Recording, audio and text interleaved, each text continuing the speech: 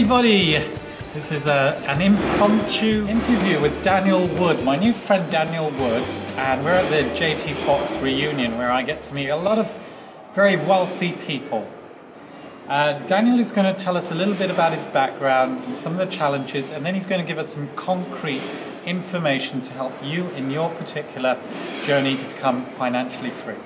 So Daniel, I understand you're 26? Yes, that's true. And tell us, what were you before you started on this financial journey? Well, I was working in sales, so I had a pretty well-paid job, but you know, every month. Well, I was making about £10,000 a month. Wow, £10,000? Yeah, so I was, Pounds? Pounds. UK pounds? UK pounds. That's a bloody lot of money. I mean, you're in the top 1%, you're already on 120 grand a year in UK terms. Yeah, the problem was our expenses, of course, outrid that. I don't know what your expenses are. Well, my expenses were probably, you know, about £10,000 per month. Oh. So we were living a pretty good life. And we weren't saving much. We weren't investing at all. So that's what we did for about, I made that money for about 8 years. And our full savings was about £20,000 in that time. 8 years? Did you start out your journey when you were 18? Yeah, well that's when I started working in sales. And it's pretty awesome. Selling what? I think I might do this. Well, I started in recruitment. So I was selling job ads for different job sites, selling recruitment solutions. Yeah. So it turned out I had a knack for it, so it worked out pretty well. All right, well, hey, guys, you can see he's already learned to... Do you know what? You got into sales at 18. Was it easy? Did you just go out, phone a few people, got some things, and oh, Daniel, we'll give you 10 grand? Now, there's a reason I started in property, because it was just a grueling job. Every morning, it was just a pain to go to work. So I would get in at 7:30, I would start looking for leads, and I would make somewhere between 200 and 300 sales calls every single day.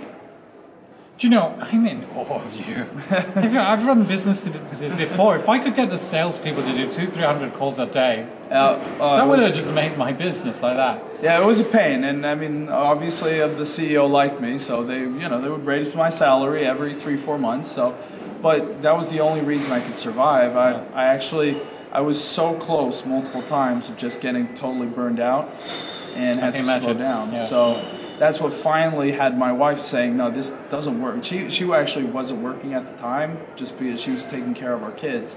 She said, it just doesn't work. You can't do this anymore. Because, I'd come home, I'd be irritable, just no energy left. And, so my job was my life, and it wasn't even a fun job.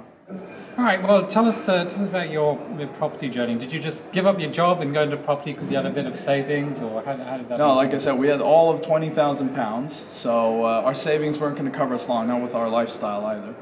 So what we did, we started by really cutting in our lifestyle, but 12 months ago, we went into the property market, and we live in Sweden, so we went over to the UK, because the market is just much more favorable to landlords. Yay, we love the UK. You all know that. It just doesn't work that way in Sweden. It's a tough market. So we went over to the UK, and in our first 12 months, we bought 25 properties. Right. So you started this property journey. What were some of the initial challenges you went through? Well, the first challenge, of course, is, since we're international, I'm really jealous of everyone watching this who is from the UK, because you just have such a much easier time. The fact is, I've never seen any of the properties that I own. So everything we've done is had to build a really strong power team. So I've built sourcing agents, I got great lawyers, I got a great accountant, and I've really had to flirt with the banks because, we don't have a credit history. So even people that have a horrible credit rating have a better credit rating than I do, because I don't have one. Right.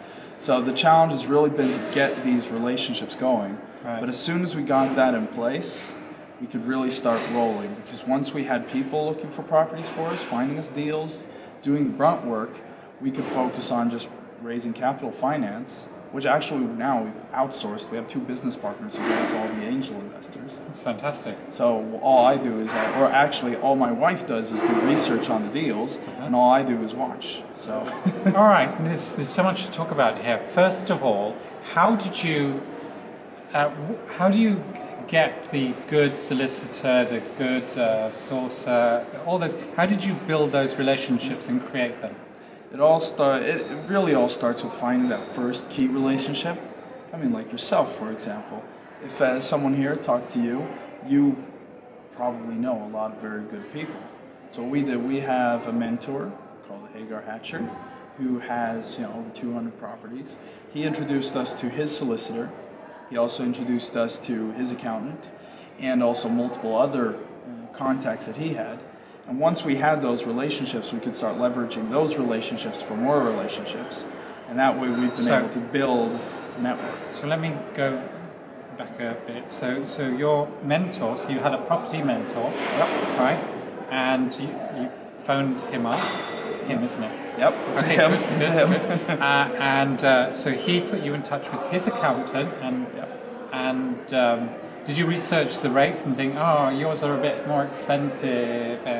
On the accountant side, we actually just trusted his judgment, just because there's so much money to be made by an accountant that it doesn't matter if he's going to charge us a couple £100 more each year. Right. And what we always say, it's the cost of a shovel when you're digging for gold. The better shovel will get you more gold faster, so get the good shovel. Yeah. And on the other side, with the solicitor, we have research rates, and we actually have now switched from his solicitor to another. But that is also from a recommendation by another property.